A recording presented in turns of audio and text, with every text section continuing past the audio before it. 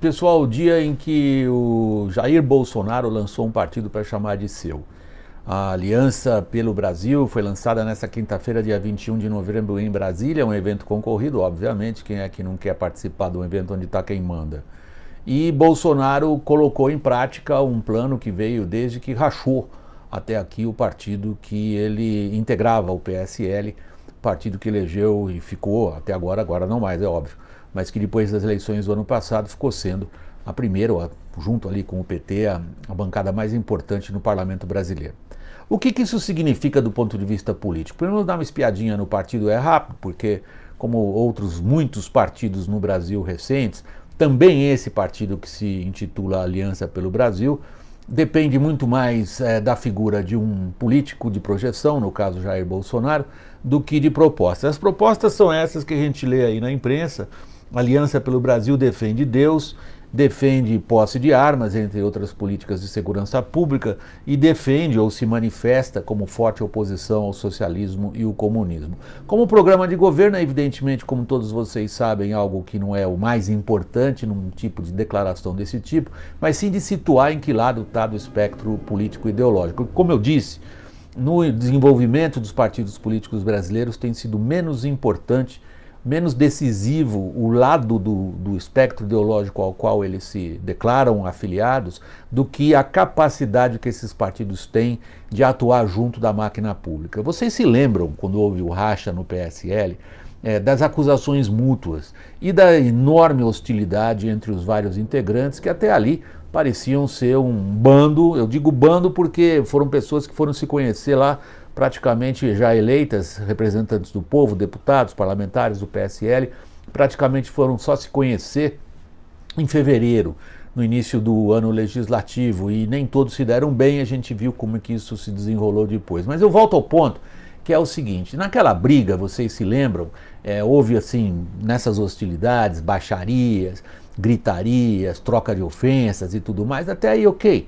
Mas ok eu digo porque faz parte da política, né? Não adianta de querer que a política seja um negócio bonitinho, com todo mundo pedindo licença para falar. Não é. Mas nesse caso do PSL, há um elemento ali importante.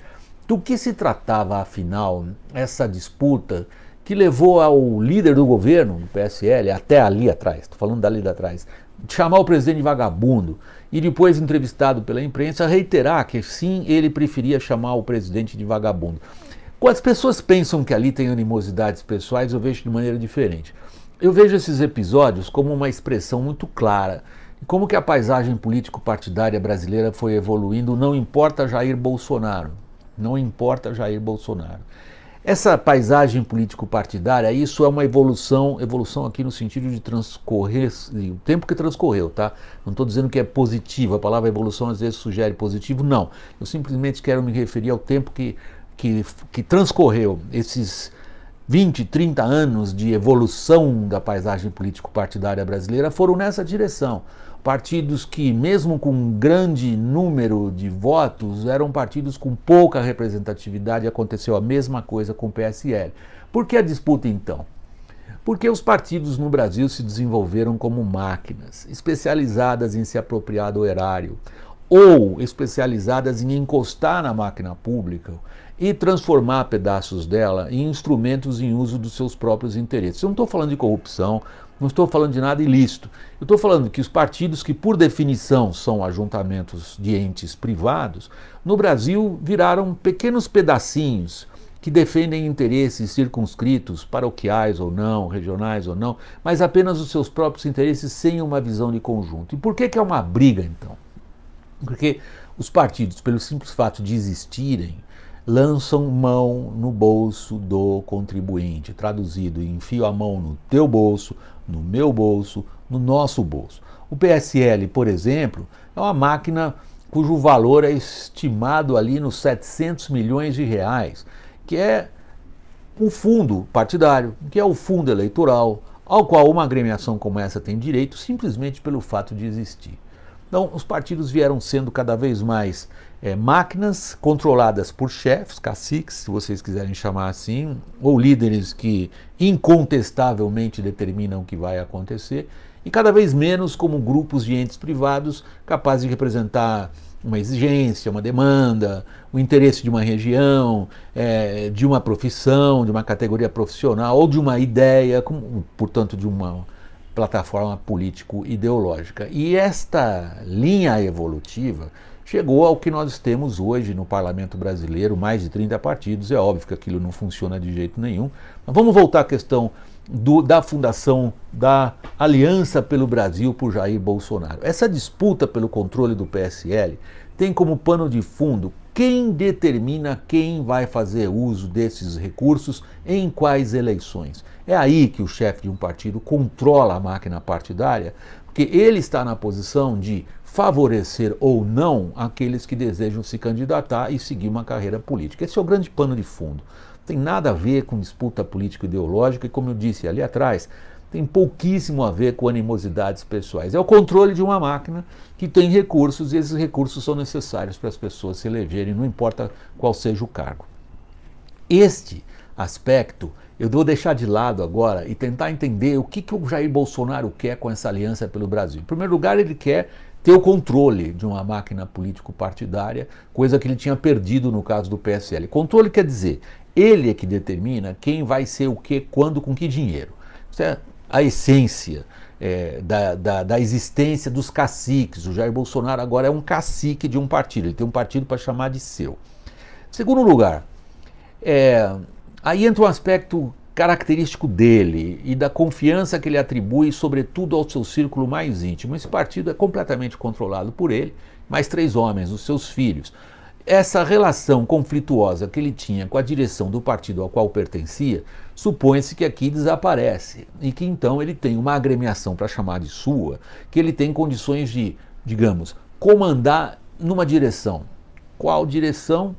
A gente ainda tem dúvidas, sobretudo quando a gente verifica que um plano estratégico de grande alcance como este, que a equipe econômica do governo Jair Bolsonaro veio propondo nos últimos 15 dias, eu estou falando da reforma administrativa, eu estou falando do novo pacto federativo, estou falando da reforma tributária, e estou falando de uma série de medidas para domar esse monstro inflado que é o Estado brasileiro, inchado, ineficiente, que essas medidas estão sendo jogadas um pouco lá para frente e que as pessoas começam a se ressentir justamente de uma falta de direção e de empenho. E aí a gente volta para o ponto central.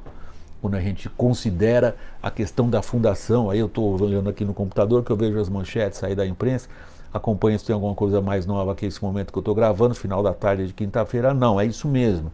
É uma agremiação, para ele chamar de dele, para controlar basicamente o funcionamento dessa máquina e levar adiante o que a gente espera que seja um plano ambicioso de domar esse bicho, o Estado brasileiro. Ok, o que ele precisa para fazer isso?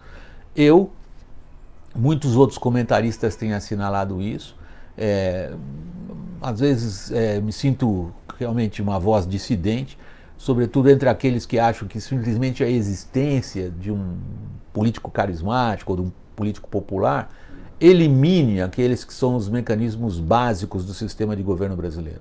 Os mecanismos básicos do sistema de governo brasileiro são esta relação entre o chefe do executivo e os presidentes das casas parlamentares. Basicamente, a necessidade de se construir uma maioria coordenada, dirigida, focada, aguerrida, para levar adiante o que se sabe que são medidas que vão provocar forte reação das corporações representadas, sobretudo quando se fala de reforma administrativa, e essas reações já vieram. Quando é necessário enfrentar as turbulências do momento político. Aí a pergunta vem, Aliança pelo Brasil é o grupo capaz de compor essa base no parlamento? Por enquanto não se vê isso acontecendo. E boa parte das dificuldades que o governo tem de, por exemplo, levar adiante o pacote anticrime do ministro da Justiça, Sérgio Moro. Por exemplo, de coordenar digamos, uma articulação eficaz em torno da reforma tributária, que não é só uma questão de lado legislativo, ela impõe conversar com todos os entes da federação, especialmente os governadores e muitos segmentos da economia. Cada um tem a sua ideia de reforma tributária. Quem vai pôr tudo isso na mesa, coordenar, levar? Um movimento político. Será esse? Eu estou colocando aqui, com muito ceticismo, um grande ponto de interrogação. Um grande ponto de interrogação.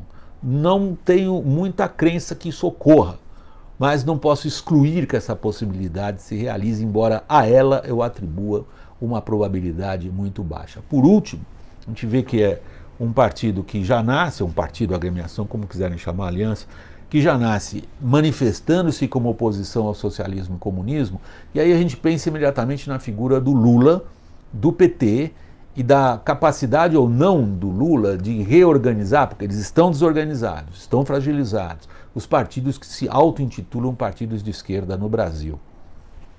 Eu reitero algo que logo no dia da libertação, não é libertação, ele não está livre, ele está solto, que o Lula, eu disse naquele dia, me lembro bem, continuo me achando nesse ponto, digamos, defendendo um tipo de análise que eu acho que está bem próxima da realidade.